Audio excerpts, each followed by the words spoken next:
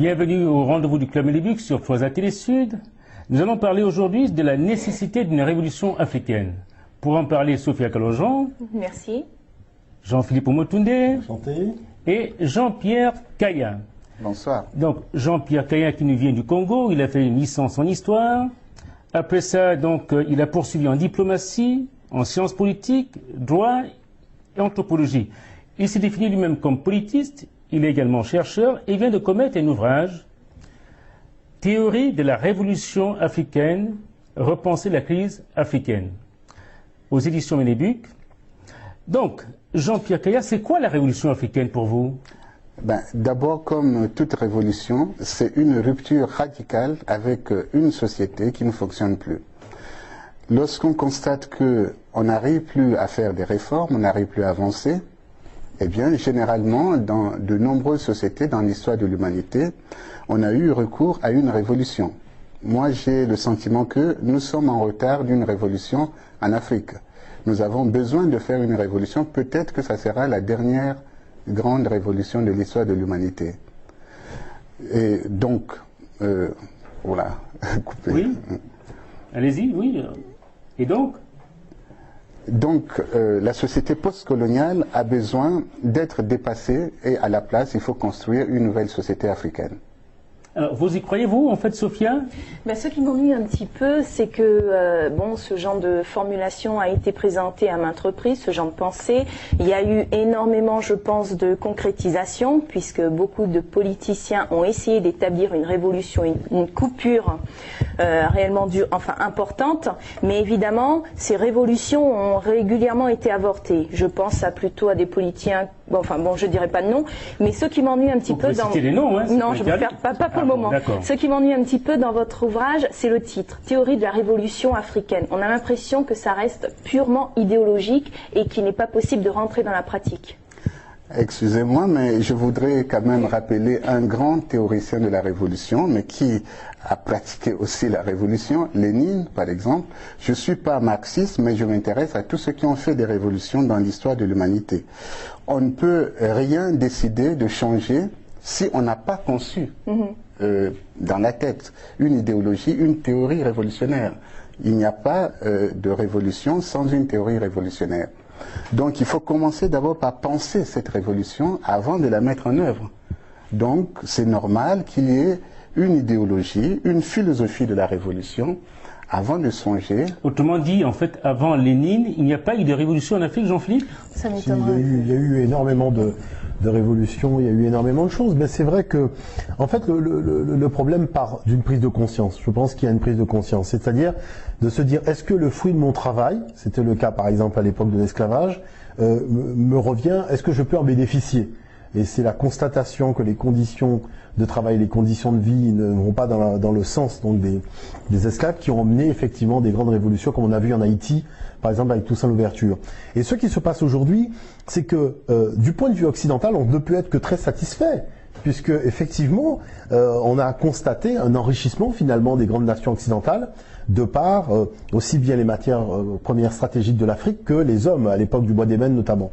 Par contre, c'est vrai que il y a un phénomène de prise de conscience, c'est-à-dire que vis-à-vis de l'Afrique, c'est de se dire, mais est-ce que finalement tout ça a été profitable, tant sur le plan économique, social, culturel que politique? Et c'est à partir du moment où ce diagnostic sera fait réellement, à partir du moment où, je dirais, on va vraiment commencer à démocratiser le débat, c'est-à-dire faire en sorte que chacun puisse faire un peu le bilan de la situation et quelque part aussi une analyse en fonction de ses centres d'intérêt, qu'on arrivera véritablement à projeter les éléments clés de la révolution. Oui, mais est-ce qu'il y a d'autres révolutions en Afrique? Qu'est-ce qu'il y a comme autre révolution dans cette société africaine? Mais si je peux me permettre, oui, je pense qu'il y a eu une révolution, mais extrêmement importante sur le plan épistémologique avec Cheikh Anta Diop. C'est vraiment passé à côté des choses. Et pourtant, dans toutes nos autres émissions, on en a régulièrement parlé. Et c'est vraiment l'un des éléments fondamentaux qui a permis une amorce et une prise de conscience des penseurs africains et même caraïbéens. Alors, qu'est-ce que vous en pensez, vous, Monsieur Kaya? Écoutez, nous sommes tous des disciples de Cheikh Anta Diop. Donc c'est vrai que sur le plan intellectuel, il a instauré une véritable coupure épistémologique, comme l'écrit d'ailleurs le professeur Obenga dans Cheikh Anta Diop, Volney et le soin. Mais ici, il s'agit d'une révolution politique. Il s'agit de changer la société postcoloniale. Et en fait, il faudrait ramener la discussion au problème de savoir pourquoi cette société ne fonctionne pas comme on voudrait l'espérer. Parce que pour moi, toutes les discussions qu'il y a eu sur l'analyse de la crise de la société postcoloniale sont restées superficielles. On a mesuré le PNB, le PIB, l'indice du développement humain. On a constaté qu'en Afrique, c'était très bas, donc on avait affaire à des sociétés qui n'étaient pas avancées sur le plan économique. Tout ça nous laisse à la surface de la réalité. On a dit. Qui a dit? Mais les études des institutions financières internationales, les recherches des africanistes dans tous les domaines, économie, sociologie, sciences politiques, histoire et j'en passe. Donc toutes ces recherches ne me satisfont pas. Je ne dis pas qu'elles nous apprennent rien. Bien sûr que l'étude du PNB nous apprend quelque chose. Oui. L'étude du PIB nous apprend quelque chose. L'étude de l'indice du développement humain nous apprend également quelque chose. Mais seulement, quelle est la vraie nature de la crise de la société africaine? C'est là la question. C'est la question. Pour moi, ce sont les dominations qui ont pesé sur l'Afrique depuis le 7e siècle jusqu'au 20e siècle. Mais ces dominations qui ont pesé, l'Afrique a été, donc vous dites, en d'autres termes, elle a été incapable de se protéger C'est la réalité historique qui nous le dit. L'Afrique n'a pas réagi comme on peut l'espérer. C'est-à-dire quand on est attaqué, occupé, et que on vide son pays de ses ressources démographiques, minières, etc., on doit se défendre. Mais est-ce que nos ancêtres l'ont fait vraiment? Non. Sinon, on n'a pas... Non, je pense qu'en fait, le problème est un petit peu plus complexe que ça. En fait, il faut voir qu'il y a une trentaine, une quarantaine d'années, l'Afrique et l'Asie étaient au même stade de développement.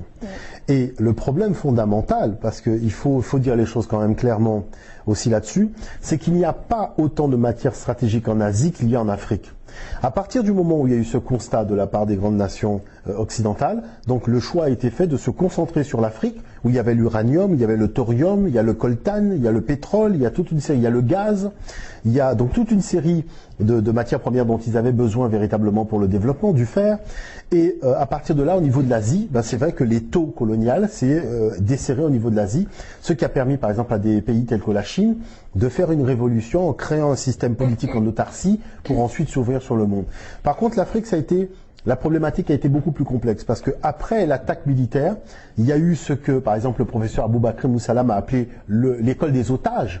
Vous voyez, l'école des otages, c'est qu'on a pris les fils et filles des nobles, des rois, et on a mis de force ces gens dans un système scolaire colonial, donc qui a été mis en place par l'État français, où on leur a appris donc finalement, quelque part, à fonctionner comme une élite. Ils n'ont pas réagi. Qu'est-ce qui se passe? C'est-à-dire que cette réaction, réagir, justement. C'est-à-dire que pour engendrer, je pense que pour engendrer la révolution, il faut des idées. Or, l'Afrique a du mal à produire des idées.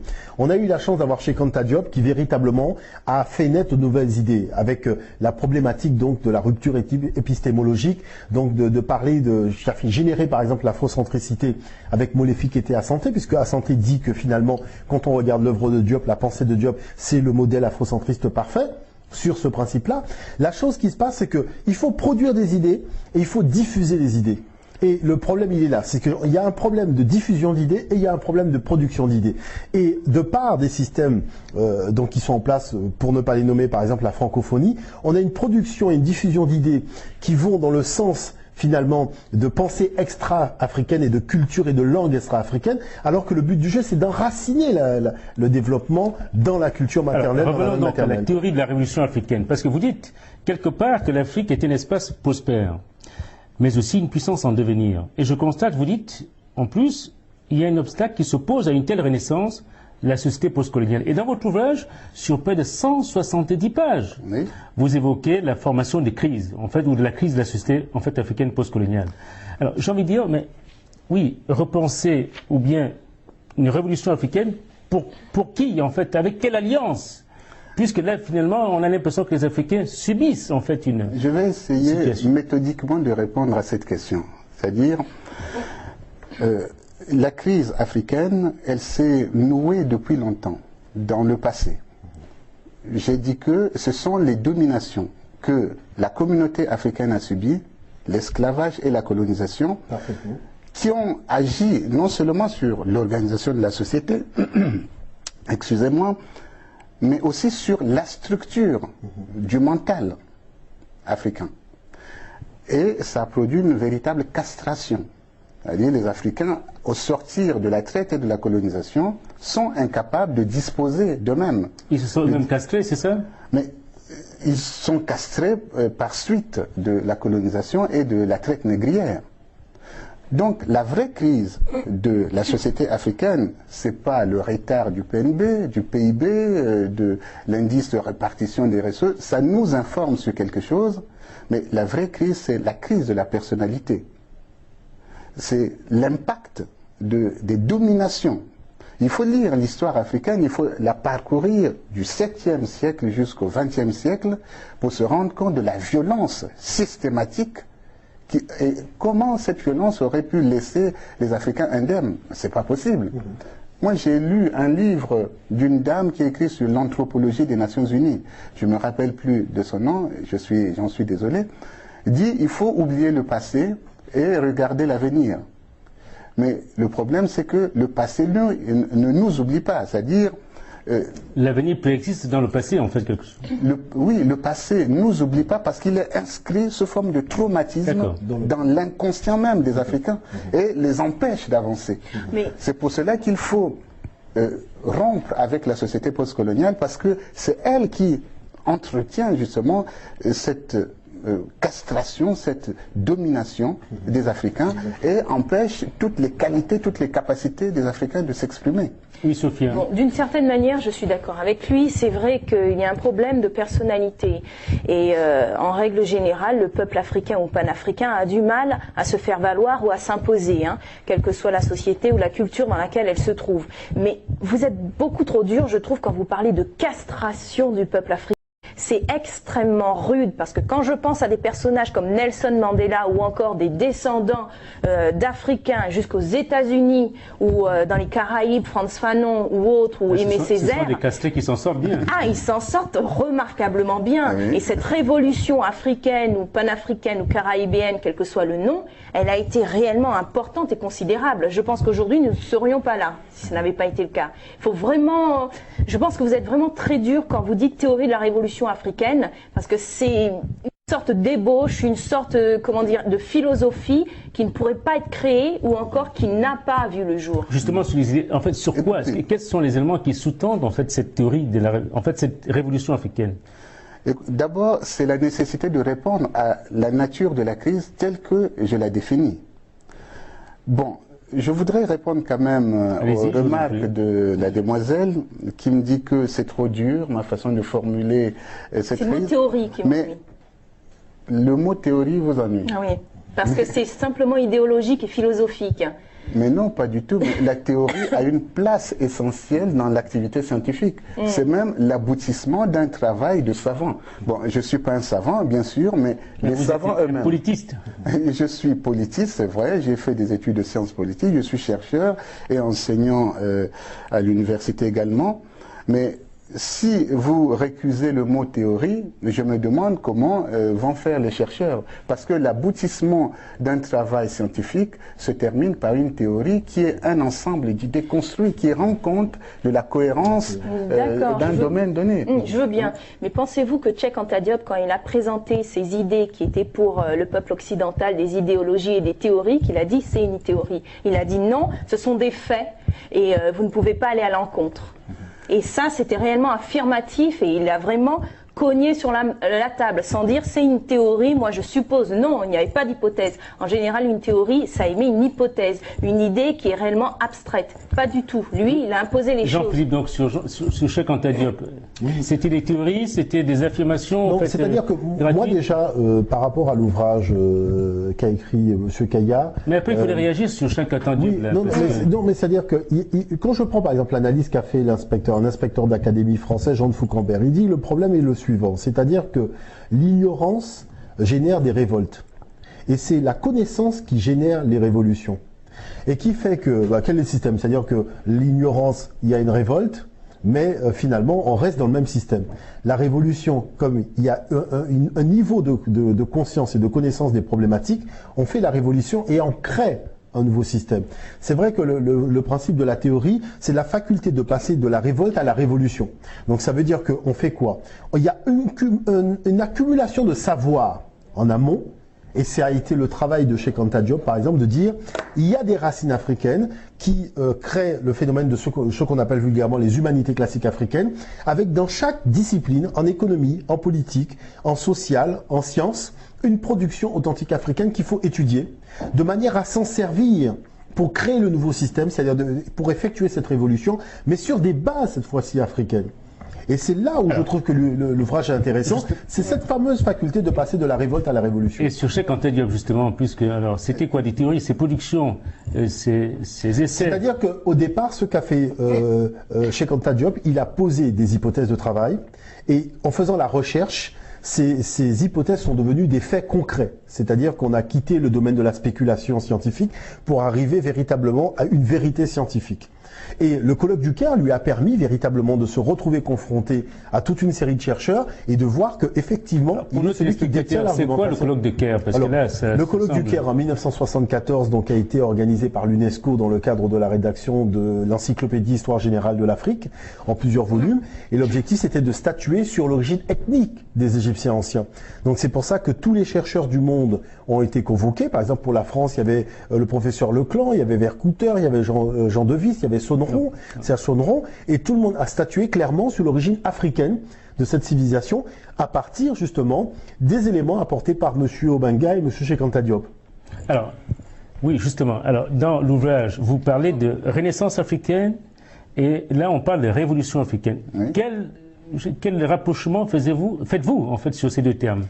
Justement, la Renaissance africaine, d'abord, c'est Cheikh Anta Diop, puisqu'on vient d'en parler, qui, dans un livre posthume, parce que c'est un texte qu'il avait écrit, je ne sais pas, dans une revue, et qui ressort dans une collection de textes posthumes qui s'intitule, je crois, Alerte sous les tropiques.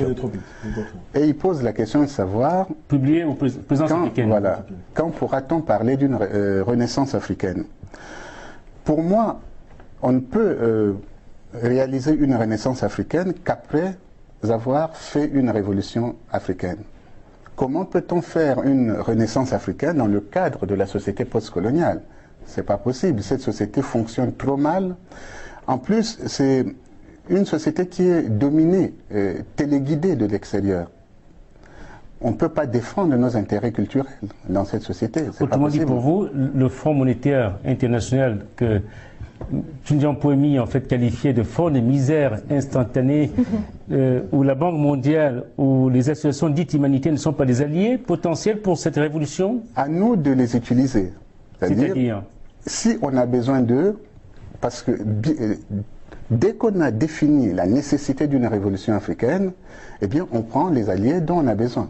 Si on peut utiliser le Fonds monétaire international, la Banque mondiale ou, je ne sais pas, les organisations humanitaires pour nous aider à réaliser cette révolution, c'est-à-dire à sortir de la société postcoloniale. C'est ça la révolution africaine. Couper les liens avec la société postcoloniale pour construire une nouvelle société africaine sur la base des valeurs africaines. Donc, en s'inspirant d'ailleurs du courant intellectuel actuel, afrocentriste, et c'est ce que j'ai fait. Parce que la réponse à la crise de la société postcoloniale, qui est une crise qui affecte le mental de l'Africain, peut être résolue par quelque chose d'authentiquement africaine, qui est l'initiation ou la mat, comme l'appelaient les anciens Égyptiens. Pourquoi? Parce que l'initiation ou la mat, agit sur le mental de l'homme et a donné des résultats. C'est-à-dire l'Égypte est devenue ce qu'elle est devenue dans l'histoire de l'humanité grâce à la pratique de la maths, c'est-à-dire de l'initiation. Donc il y a une concordance. C'est quoi la maths pour nos téléspectateurs exactement? Pour simplifier, c'est une pédagogie qui agit sur l'individu et le transforme pour faire émerger des qualités supérieures, tant au niveau intellectuel, volontaire, affectif, etc. Donc pour en faire un être excellent. Et aujourd'hui, on l'a perdu, ça n'existe plus? Disons que les initiations subsistent dans les sociétés africaines sous forme plus ou moins folklorique. Mais comme le développement de la société africaine a été arrêté par la colonisation et la traite négrière, eh bien, le développement culturel ne s'est pas fait correctement et on se retrouve dans la situation actuelle qui est une situation de blocage du développement culturel de l'Afrique. Alors, la maths a été pratiquée en Afrique. Alors, durant combien de temps, en fait, dans l'espace de combien de temps, en fait, on peut évoquer justement le règne de cette maths? La maths, effectivement, qui représente l'idéal de la société africaine de la période pharaonique. On peut parler vraiment d'une période de gestation de pratiquement 9000 ans. 9000 ans, ce sont les premiers temples à Napta à l'ouest d'Abou Simbel, jusqu'à 332, donc arrivée d'Alexandre le Grand donc en Afrique. C'est vrai que c'est vérité, justice, équité, mais c'est je dirais le génie de la maths, c'est de se décliner sur le plan économique, sur le plan écologique, sur le plan politique, sur le plan éducationnel. Et c'est vrai que c'est relativement important. Et par rapport à l'excellent ouvrage que Jean-Pierre Caillat a fait sur la problématique de la révolution, c'est-à-dire que, en fait, ce qui se passe aujourd'hui, c'est que pour analyser des problématiques, il faut un cadre intellectuel, ce que généralement on appelle un paradigme. On a imposé à l'Afrique un cadre intellectuel qui est extra-africain. Donc le résultat est forcément extra-africain, puisque le cadre de réflexion est extra-africain. À partir du moment où on fait cette fameuse révolution, qui est avant tout une révolution mentale, vous voyez, c'est-à-dire que quel est le principe de cette révolution? C'est-à-dire de recréer un cadre intellectuel africain pour analyser la problématique africaine. Et je vais être vraiment direct. Hier, vous avez une société française, pour ne pas la nommer, qui est la société Total, qui dit qu'elle va pomper en Afrique 11 milliards de barils de pétrole pour donc l'année 2007. Donc ça représente 30% donc de la production globale. Et l'objectif étant de passer à 40% pour l'an prochain. Qui fait qu'aujourd'hui, l'Afrique talonne l'Arabie Saoudite. Alors l'Arabie Saoudite est hyper développée. L'Afrique, on dit qu'elle est sous-développée. On se demande comment l'Afrique peut talonner l'Arabie Saoudite en termes de production de barils. Je tiens à rappeler qu'au taux de 65 $ le baril, ça représente près de 800 milliards de dollars. C'est-à-dire les 11 milliards de barils représente 800 milliards de dollars. Alors, la réponse sur la révolution africaine, oui. Je dis simplement qu'avec 800 milliards de dollars, on n'a pas besoin du FMI. Hein. On n'a pas besoin de l'OMS, on n'en a pas besoin. Avec un tel montant. On a besoin de Chavez. On a besoin de Chavez. Je crois que le problème... Moi, j'ai une question à poser à notre invité. Oui, Sophia. C'est concernant son ouvrage. Il parle de révolution africaine. Mais est-ce que la révolution africaine ne se baserait que sur le plan politique ou économique? Y aurait-il d'autres points cruciaux? Il faut s'acheminer vers la conclusion en même temps, en fait. Une révolution, c'est d'abord une révolution politique qui a des conséquences sur tous les domaines, social, économique, culturel. Donc, elle ne peut pas s'arrêter seulement à 2 domaines. Pourquoi? Parce que quand on change une société, on change de société, eh bien, on renouvelle toutes les fonctions dans la société. La fonction politique, économique, etc. Donc, la révolution ne peut pas se limiter à un seul domaine. Il y a une chose que je voulais dire à propos de la maths tout à l'heure, c'est que bon, j'en parle déjà dans le tome 2 que j'ai remis à l'éditeur, donc il sortira, je ne sais pas, en juillet. D'ici la fin de l'année, en tout cas. D'ici la fin de l'année. Bon, en tout cas, j'en parle, j'expose toutes les connaissances concernant la maths, comment on l'applique concrètement en tant que pédagogie individuelle et collective. Mais dans le dernier tome, parce qu'il y a 4 tomes de cette théorie de la révolution africaine, dans le dernier tome qui s'intitule « L'édification de la société initiatique », j'applique la maths, c'est-à-dire l'initiation, à l'organisation de la société pour obtenir la stabilité sociale qui nous fait défaut. D'accord. Parce qu'une société ne peut pas se développer si elle n'est pas stable, s'il y a tout le temps des guerres, etc. Donc il faut éduquer vraiment les gens, les jeunes gens, donc, avec cette idéologie, cette philosophie. Possible, mais avec l'éducation. Alors Sophia, donc en guise de conclusion? Je dirais que c'est une très bonne chose que cet ouvrage a été fait et que je pense, oui, c'est le point fort. D'abord, la révolution doit être faite au niveau de l'éducation du peuple africain et panafricain. C'est primordial. Et on le ressent dans les écoles occidentales. Jean-Philippe, donc une conclusion. Oui, moi je dirais que, vous savez, quand on demande à n'importe quel chef d'État européen quel a été le premier bénéfice de la construction de l'unité européenne, on vous dit c'est l'arrêt des guerres en Europe.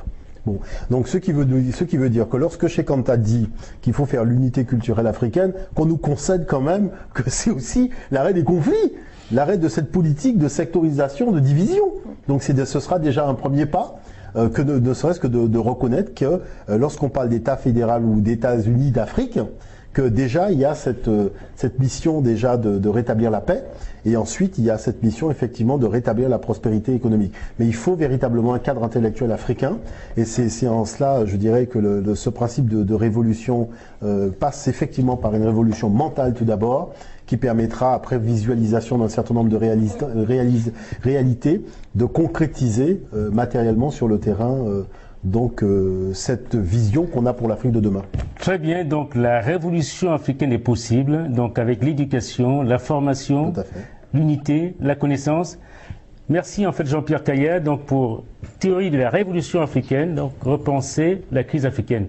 Ceci est le tome 1 donc d'une série de 4 volumes. Voilà, il y a 3 tomes qui vont arriver par la suite et j'espère qu'on en parlera ici même. Merci donc chers téléspectateurs. Rendez-vous au prochain numéro de Rendez-vous du Club Melebuk sur Trois à Télé Sud. Je vous dis donc à très bientôt avec de nouveaux invités.